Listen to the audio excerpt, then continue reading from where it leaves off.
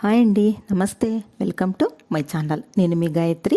ఈరోజు మన snacks recipe masala peanuts. ఇవి బయట బేకరీలో షాప్స్లో దొరుకుతాయి. అదే టేస్ట్తోనే మనం ఇంట్లోనే ఈజీగా టేస్టీగా చేసేసుకోవచ్చు. మరి ఆలస్యం చేయకుండా ఎలా చేయాలో చూసేద్దాం. ఇక్కడ నేను 2 కప్పుల శనక్కాయ విత్తనాలు తీసుకున్నాను. విత్తనాలు సిమ్లోనే బాగా ఎర్రగా వేయించుకోవాలి. స్టవ్ పెద్దగా పెట్టి వేయిస్తే పైన ఎర్రగా అవుతాయి, కానీ లోపల పచ్చిగానే ఉంటాయి. అందుకు సిమ్లోనే వేయించుకోవాలి. అప్పుడే మసాలా పీనట్ టేస్టీగా ఉంటుందన్నమాట. ఇలా పైన పొట్టు తీస్తే ఈజీగా వచ్చేసేయాలి. అప్పుడు బాగా వేగినట్టు. స్టవ్ ఆఫ్ చేసి విత్తనాలన్నీ ఒక వెడల్పాటి ప్లేట్లో వేసి బాగా చల్లారనివ్వాలి. శనక్కాయ విత్తనాలు దేనికైనా కూడా సిమ్లో పెట్టి వేయించుకుంటేనే టేస్ట్ బాగుంటుంది. బాగా చల్లారాక పైన పొట్టు తీసి ఇలా 2గా గింజలు చేసి పెట్టుకోవాలి. మసాలా పీనట్కు ఇలా ఉంటేనే బాగుంటుందన్నమాట. మసాలా కొరకు 1 టీ స్పూన్ కారం, 1 teaspoon salt, 1/2 teaspoon ఇంగువ, 1/2 టీ స్పూన్ పసుపు, 1 టీ స్పూన్ మిరియాల పౌడర్.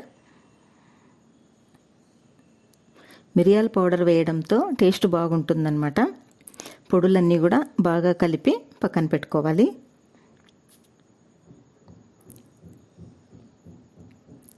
స్టవ్ పై బాణలు పెట్టి 2 టేబుల్ స్పూన్స్ ఆయిల్ వేసి వేడయ్యాక 1 పిడికెడు కరివేపాకు వేసి కరివేపాకు అంతా కూడా క్రిస్పీగా అయ్యేంత వరకు వేయించుకోవాలి.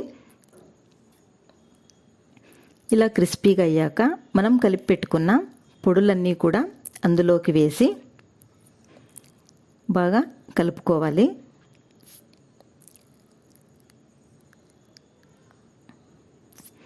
ఇప్పుడు మనం గింజలుగా చేసి పెట్టుకున్న శనక్కాయ విత్తనాలు కూడా వేసి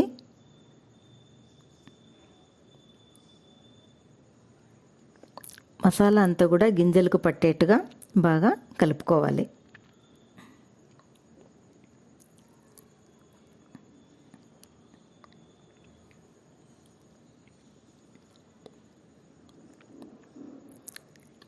బాగా కలిపేశాక వీటిని ఒక ప్లేట్లోకి వేసి చల్లారనివ్వాలి.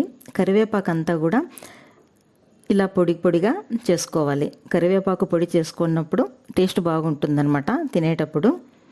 బాగా చల్లారాక ఎయిర్ టైట్ బాక్స్లో వేసి పెట్టుకుంటే 1 నెల వరకు క్రిస్పీగా ఫ్రెష్గా అలాగే ఉంటాయి. ఎంతో టేస్టీ అయిన మసాలా పీనట్స్ రెడీ అయిపోయాయి. మీరు కూడా ట్రై చేసి చూడండి. చాలా టేస్టీగా ఉంటుంది. ఈవినింగ్ స్నాక్స్ తినేందుకు చాలా బాగుంటుందన్నమాట.